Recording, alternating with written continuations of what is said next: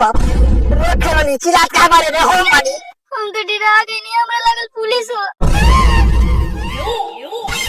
सर एगो छौड़ा छौड़ी आने आए ए त हमर जूजी देख रहा है पकड़ साला के। लेकिन सर छौड़ी छौड़ा गोदी में चल है गोदी में चल है तो 14 साल में वो काम करिए वहां चला के वो कॉन्ट्रैक्ट भेज के दे दीजिए। साला गोदी में चल है तो सुतले पकड़िए बहन चोद के। अरे बाप रे ये बहन चोद कहां से आ गए भाग मारे खेल के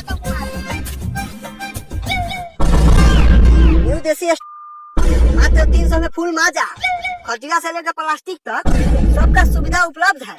प्रोपराइटर छेदन छूछी के भाई बहन चोदवा छेदन छूछी रे अभी ना सर भागा आके सर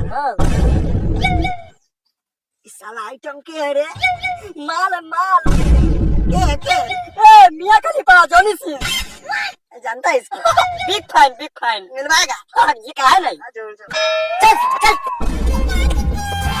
सर छौड़ा छोड़ी तो भागे लेकिन दोनों बुढ़वा पकड़ाइबा गोपा गोपी कहत रहला बहन चोदवा बुढ़ा गोपा गोपी करत रहला खा बड़ी हरानी बुढ़ा सर लीची फ्लेवर लेके गेले लगा बहन चोदवा। ए सर हमरा के छोड़ दी बेटा पुतो पोता पोती वाला आदमी बानी। बेटा पुतो पोता पोती वाला आदमी बारो तो हाईवे में काटी करता हमर बारा सर हम तो मौगी अपना यार संगे भाग गेल बा ओइला अपना माल लेके ओए में आइनी है। तोरी बहन के साला के कोनो के मौगी भागल बा त कोनो के साला बेटा पुतो वाला क्या साला खाना में तू चल ए ले चलो साला के टीचर तू चल। सर हमरा कहां ले जाता नहीं हम ही तो फोन कइनी है फोन करले त काठी रे साला चल बहन चल तू ने गाल ले बाबू।